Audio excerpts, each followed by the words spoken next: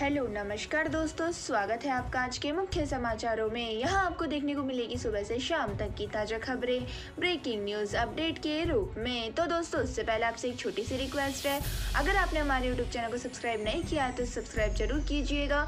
तो चलो दोस्तों, शुरू करते हैं आज के पहले मुख्य समाचार।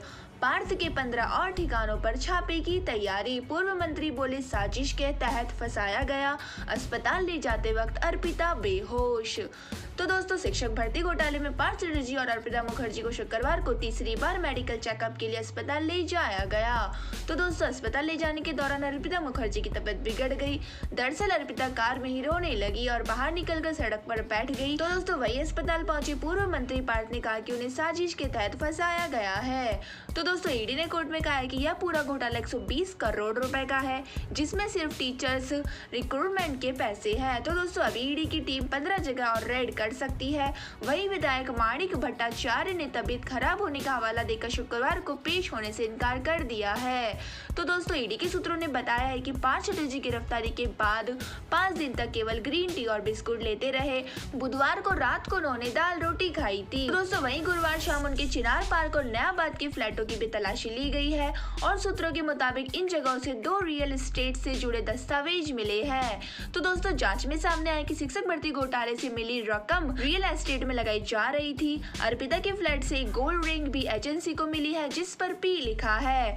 तो दोस्तों, एजेंसी इस रिंग के बारे में भी उनसे सवाल करेगी। वहीं दोस्तों, ईडी के सूत्रों के मुताबिक अर्पिता ने अब तक उसके फ्लैट से मिले 50 करोड़ से अधिक रुपए से ज्यादा के कैश के बारे में पहली बार चुप्पी तोड़ी। तो दोस्तों, अर्पिता ने जांच एजेंसी के सामने कबूल किया है कि ये सारे पैसे पार्थ के हैं और उन्हें संख्या के बारे में कोई जानकारी नहीं है। ईडी अर्पिता के बयान को ही आधार बनाकर पार्थ के खिलाफ आगे की कार्रवाई करेगी। इसी के साथ दोस्तों, चलते हैं आज के अगले मुख्य समाचार की ओर। सोनिया को आया गुस्सा, अडवाणी को देनी पड़ी थी सफाई, अपने ही सांसद अधीर से हुई थी खफा, स्मृति समेत कईयों को कराया चुप। तो दोस्तों, आमतौर पर शांत रहने वाली सोनिया गांधी संसद में गुस्से में दिखी। तो दोस्तों, उनमें और केंद्रीय मंत्री स्मृति ईरानी में तीखी नोकझोंक हुई है। तो दोस्तों, इस दौरान गुस्से में आकर सोनिया गांधी ने स्मृति ईरानी से कहा है कि मुझसे बात ना करो। तो दोस्तों, दरअसल पूरा मामला कांग्रेस नेता अधीर रंजन चौधरी के उस बयान से जुड़ा है, जिसमें उन्होंने उपराष्ट्रपति द्रौपदी मुर्मू को राष्ट्रीय पत्नी कहा था। तो दोस्तों, स्मृति ने इसको लेकर सोनिया गांधी पर सवाल उठाए हैं और सदन की कार्यवाही खत्म होने के बाद बीजेपी की कुछ महिला सांसद सोनिया गांधी से इस बारे में सवाल पूछ रही थी। तभी सोनिया और स्मृति में बहस हो गई। तो दोस्तों, कहा जा रहा है कि दोनों में 2 से 3 मिनट तक नोकझोंक होती रही। इसके बाद सोनिया गांधी वहां से चली गई। तो दोस्तों, शांत सभाओं की सोनिया गांधी इससे पहले भी कई बार अपना रौद्र रूप दिखा चुकी है। तो दोस्तों, कभी कांग्रेस तो कभी विरोध पार्टी के नेताओं को उनके गुस्से का शिकार होना पड़ता है।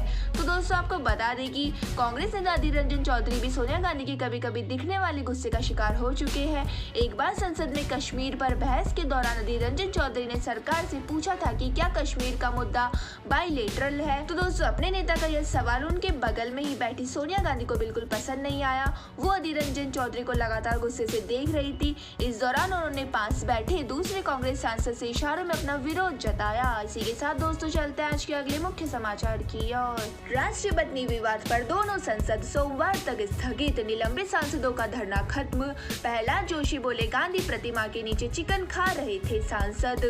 तो दोस्तों, राष्ट्रपति बयान पर शुक्रवार को भी सांसद के दोनों सदनों के भाजपा में हंगामा हो गया। भाजपा सांसद कांग्रेस अध्यक्ष सोनिया गांधी से माफी की मांग पर अड़े रहे। तो दोस्तों, इसके बाद दोनों सदनों सोमवार तक के लिए स्थगित कर दिए गए हैं। वहीं गृह मंत्री अमित शाह और केंद्रीय मंत्री स्मृति ईरानी ने अलग अलग राष्ट्रपति मुर्मू से मुलाकात की है। तो दोस्तों, आपको बता दें कि संसद में हंगामे को लेकर निलंबित 27 सांसदों को धरना भी शुक्रवार को खत्म हो गया है। ये बुधवार से गांधी मूर्ति के सामने धरना दे रहे थे। तो दोस्तों, धरना खत्म होने पर संसदीय कार्य मंत्री प्रहलाद जोशी ने कहा कि सांसद प्रदर्शन के नाम पर पार्टी कर रहे थे। गांधी जी के प्रतिमा के नीचे बैठकर चिकन खाया जा रहा था। तो दोस्तों, आपको बता दें कि राष्ट्रपति पर विवादित बयान पर मचे हंगामे के बीच केंद्रीय मंत्री स्मृति ईरानी ने मंत्रिमंडल में अपने साथी डॉक्टर महेंद्र मुजपारा और जॉन बर्ला के साथ राष्ट्रपति द्रौपदी मुर्मू से मुलाकात की है। वहीं स्मृति ने इसे सौहार्द भेंट बताया है। वहीं दोस्तों, विवादित बयान देने वाली कांग्रेस सांसद अधीर रंजन चौधरी ने भी गुरुवार को राष्ट्रपति से मिलने का समय मांगा था। अधीर ने कहा था कि राष्ट्रपति से मिलकर माफी मांगूंगा, पाखंडियों से नहीं। तो दोस्तों, सूत्रों के अनुसार अब तक उन्हें समय नहीं दिया गया है। इसी के साथ दोस्तों चलते हैं आज के अगले मुख्य समाचार की ओर। बीते दिन 17,699 नए केस मिले, 30 की मौत। नए संक्रमितों के मामले में दिल्ली देश में 5वें नंबर पर।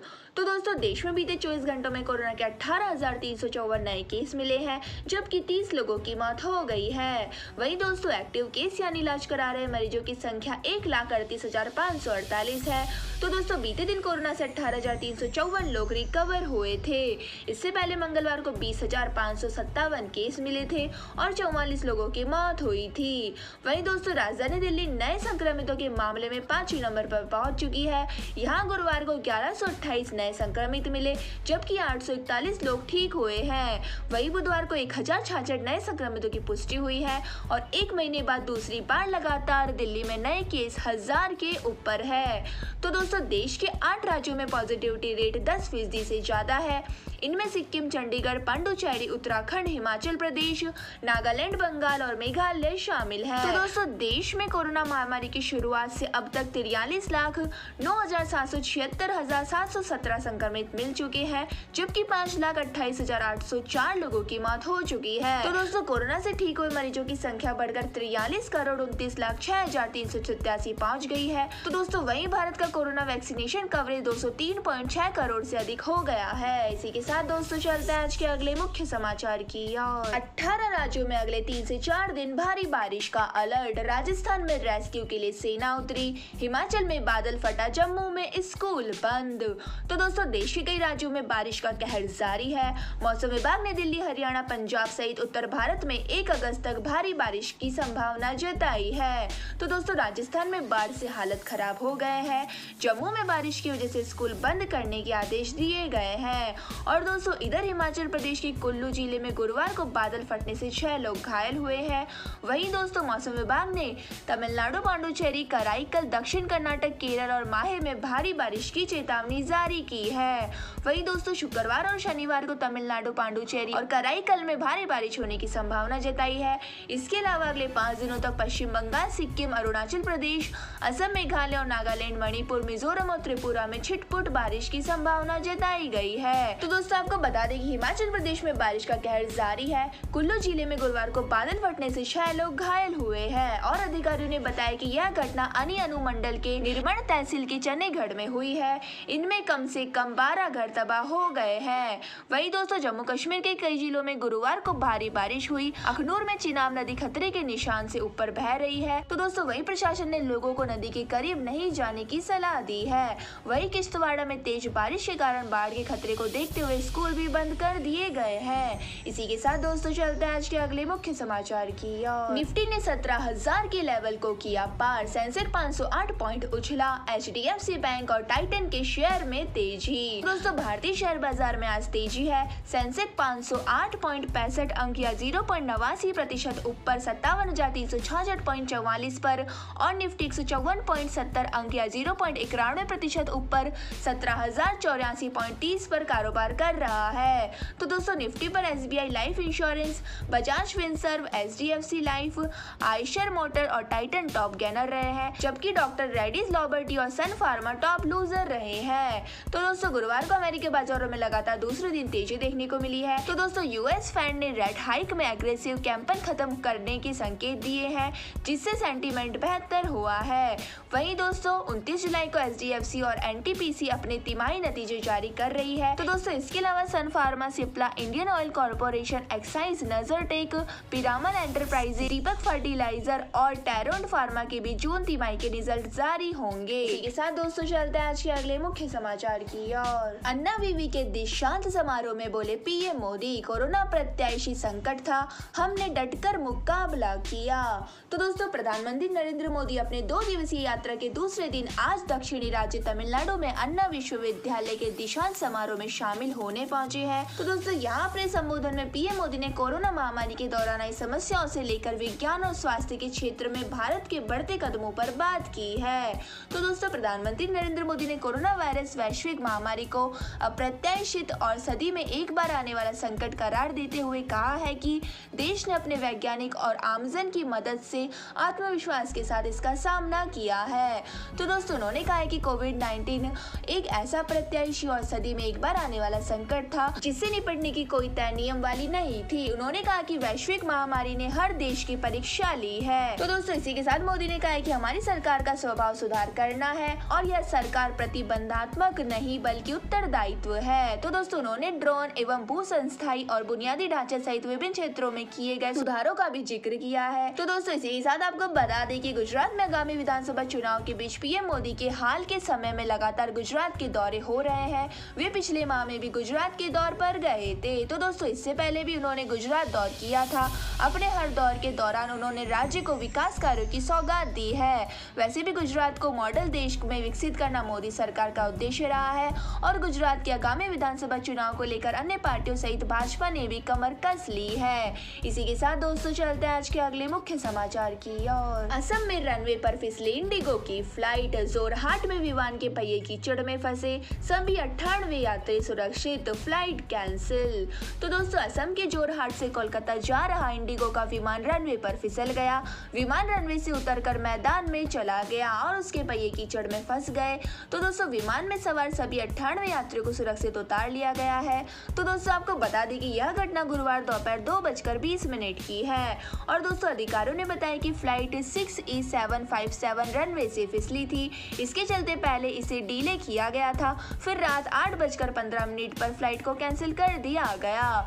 तो दोस्तों इंडिगो प्रवक्ता ने बताया कि यात्रियों को दूसरी फ्लाइट से कोलकाता भेज दिया गया है और एयरपोर्ट अथॉरिटी ऑफ इंडिया के अधिकारियों का यह मानना है कि विमान में कुछ तकनीकी खराबी थी जिसकी वजह से यह हादसा हुआ। तो दोस्तों नागरिक उड्डयन राज्य मंत्री वीके सिंह ने बताया कि डीजीसीए ने 9 जुलाई से 13 जुलाई के बीच 48 स्पाइस जेट विमानों पर 53 स्पॉट चेक किए थे और इसमें से कोई बड़ा सुरक्षा उल्लंघन नहीं पाया गया था। इसी के साथ दोस्तों चलते हैं आज के अगले मुख्य समाचार की ओर। फेस्टिवल सीजन में सराफा बाजार में तेजी की उम्मीद। भारत में अप्रैल से जून के बीच सोने की डिमांड 43% और ज्वेलरी की डिमांड 49% तक बढ़ गई। तो दोस्तों भारत में सोना पहना ही नहीं जाता बल्कि लोगों की रगों में दौड़ता है। तो दोस्तों इस बात की पुष्टि गुरुवार को जारी वर्ल्ड गोल्ड काउंसिल की रिपोर्ट में भी हो गई है।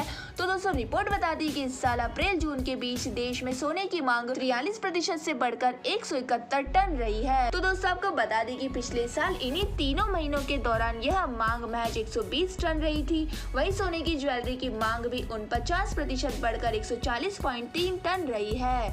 तो दोस्तों पिछले साल यह सिर्फ 94 टन थी। हालांकि दोस्तों आपको बता दें कि वैश्विक स्तर पर इस दौरान सोने की मांग 8% घटकर 948.4 टन रही है।